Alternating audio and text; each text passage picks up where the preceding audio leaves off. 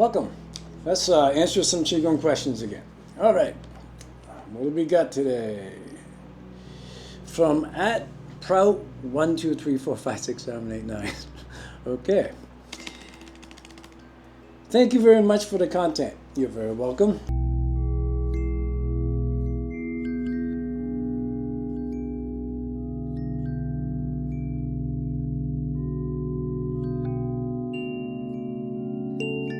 That's a good question. We went over that quite a few times, but I'll go over it briefly again. So, in each one, the hands are extended, right? And then you're using your legs when you're standing, of course.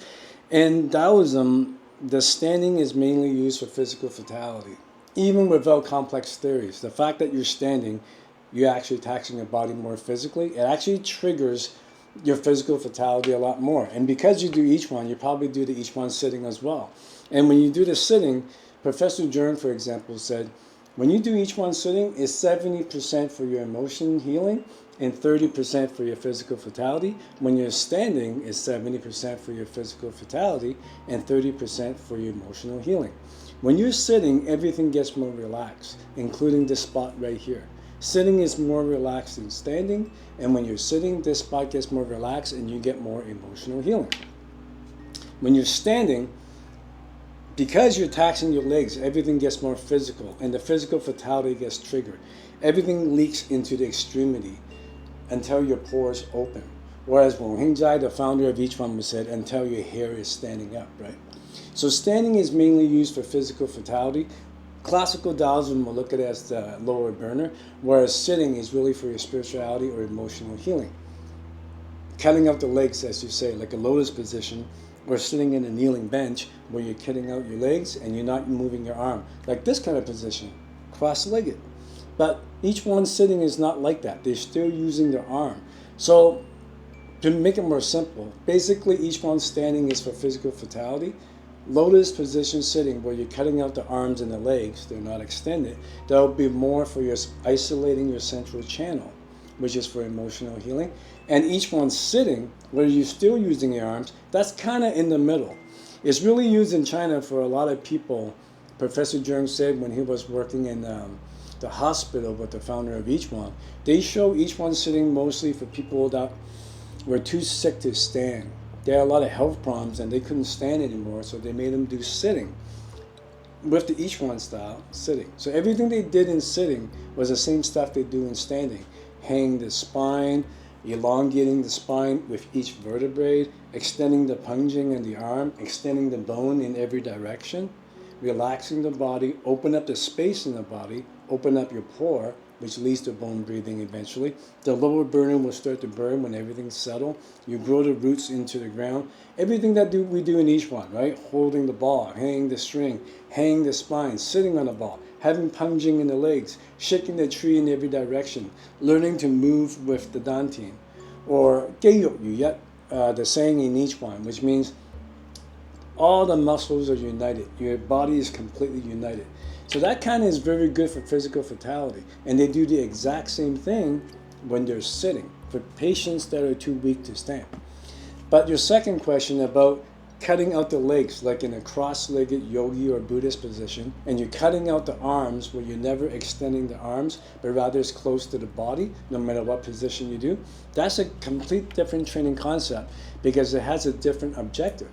When you're holding the arms out like this, in each one, like this, you're basically trying to, again, do that buffer thing where your hair is standing up, where all the blood and the qi goes into the tip of the body, so you get strong physical vitality and the burners start being activated.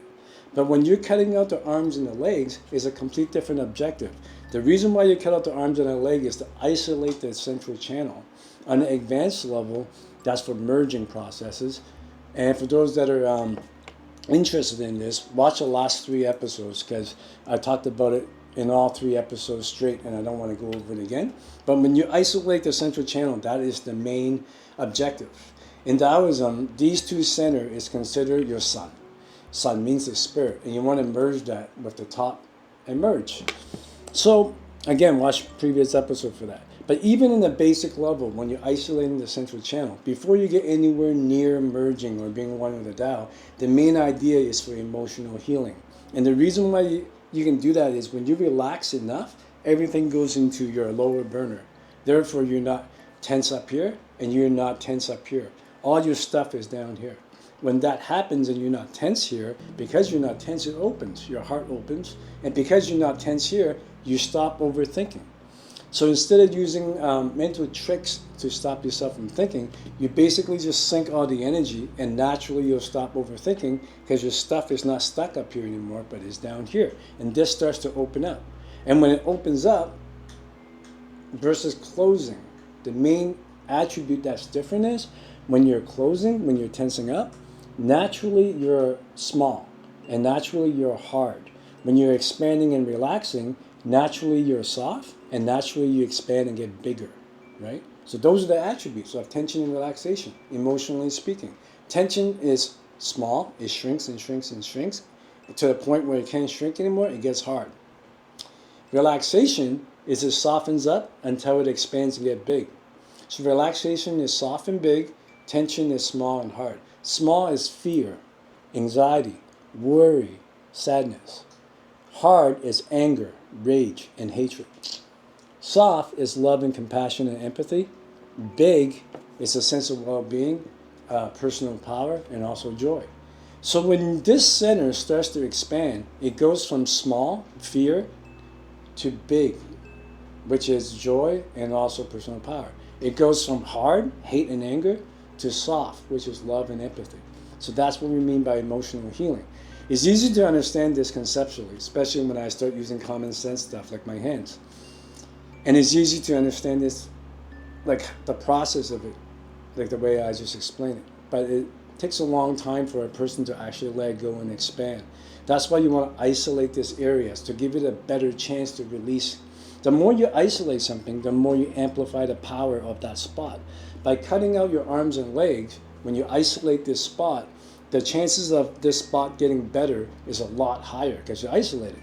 So this center right here has a higher chance for you to be able to tap into it and release it. That's the reason why. And that's the basic level, even before you get to merging. So when you're expanding this spot, it goes from small fear to big well-being. It goes from hard hate to soft empathy and love. In order for this to expand, you must first, with your mind, be able to feel it and tap into it.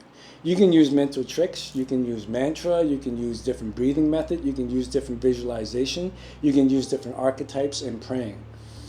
But those are all doing tradition. In a non-doing tradition, we don't do any of that.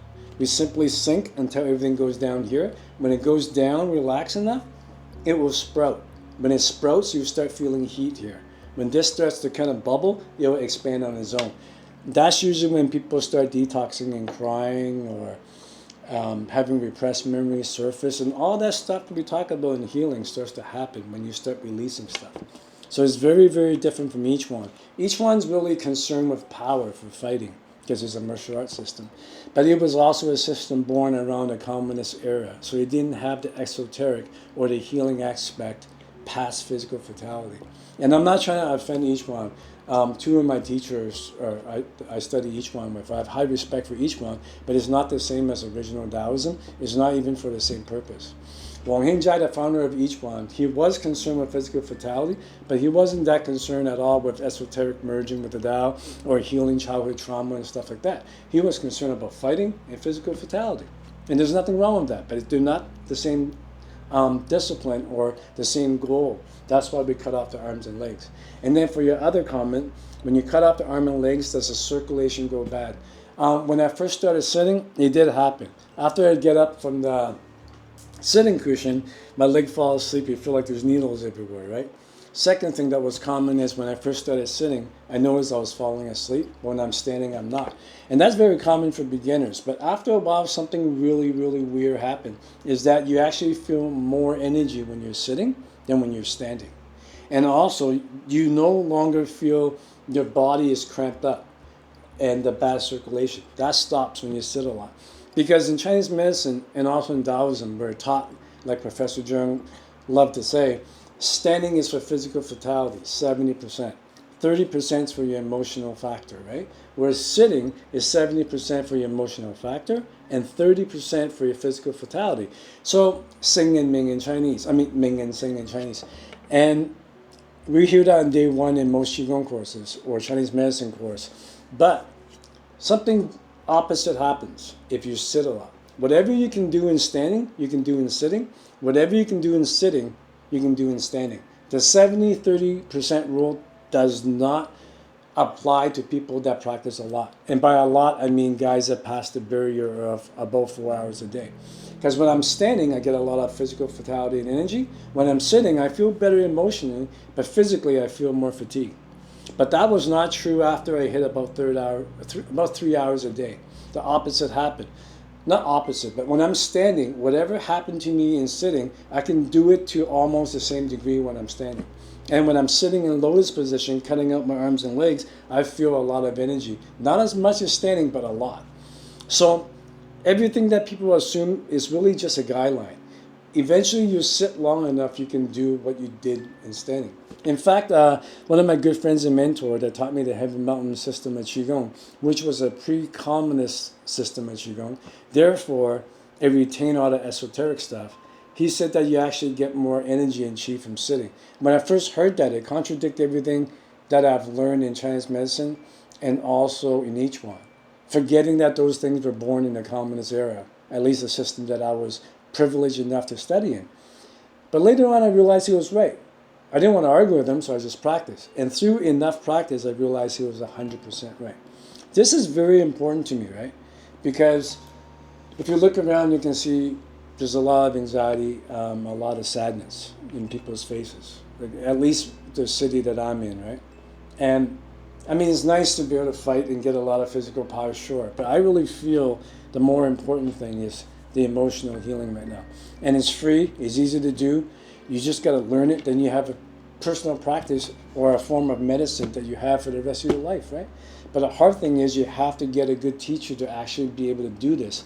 Most of the cross-legged sitting position you see in apps nowadays, they're really just mind tricks, mindfulness, and breathing pattern to calm you down, which is great. It's good to learn how to calm down when you're having a panic attack or when you're stressed out at work or whatever, but it's not the same of energetically expanding your aura and your field and actually releasing trauma and healing your emotions, right? So to find a good program is important for that.